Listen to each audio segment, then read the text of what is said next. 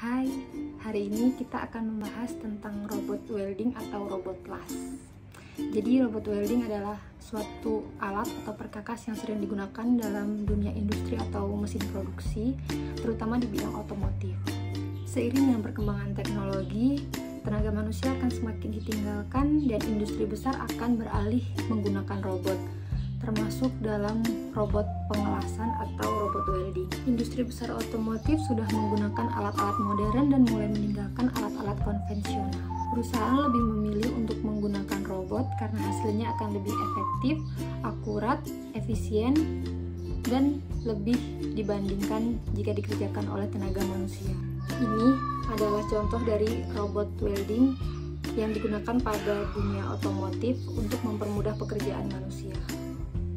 Dalam menjalankan tugas dan fungsinya sebagai mesin robot atau robot welding, robot ini terdiri dari beberapa komponen, diantaranya adalah panel kelistrikan sebagai sumber catu daya suatu robot, yang kedua adalah angin bertekanan untuk mengoperasikan mesin tersebut, yang ketiga adalah program komputer sebagai otak dari robot itu, yang keempat adalah sistem kontrol, dalam hal ini PLC, untuk mengontrol robot welding. Mesin las robot atau robot welding biasanya dioperasikan oleh satu orang operator, di mana tugasnya adalah untuk membantu proses pengelasan, penempatan benda kerja, memonitor sistem kontrol, dan melakukan pengecekan atau quality control benda kerja agar sesuai dengan standar yang telah ditetapkan.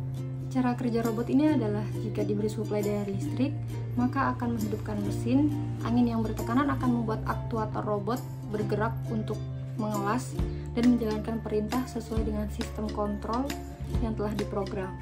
Keuntungan dari penggunaan robot ini adalah yang pertama, peningkatan produktivitas karena proses produksi akan menjadi lebih cepat, di mana mesin robot bisa bekerja selama 24 jam tanpa berhenti. Yang kedua, risiko cedera menjadi berkurang karena dengan robot akan melindungi pekerja, dan biaya asuransi tentu akan menurun.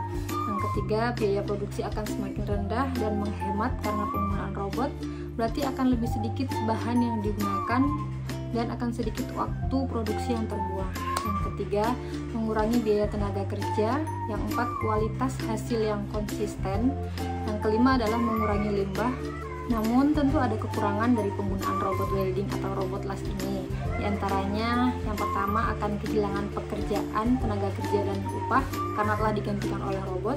Yang kedua, biaya mesin dan pemasangan yang tinggi karena tentu robot welding harganya tidak murah.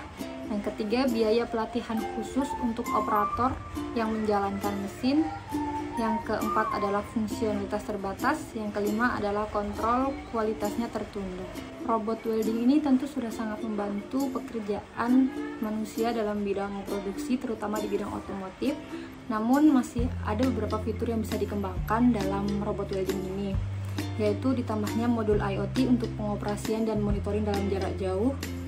Pemasangan modul IoT pada robot ini juga bertujuan untuk kita memonitoring sejauh mana robot itu sudah bekerja dan kapan robot itu perlu untuk dilakukan maintenance. Beberapa yang saya sebutkan tadi adalah fitur-fitur yang dapat dikembangkan di dalam robot welding atau mesin robot las ini. Harapannya adalah robot ini tidak hanya bisa digunakan di industri-industri besar terlebih otomotif, tapi juga bisa diterapkan dalam kehidupan sehari-hari dalam bentuk robot yang sederhana. Demikian yang bisa saya sampaikan terkait robot welding atau robot las. Mohon maaf dan terima kasih.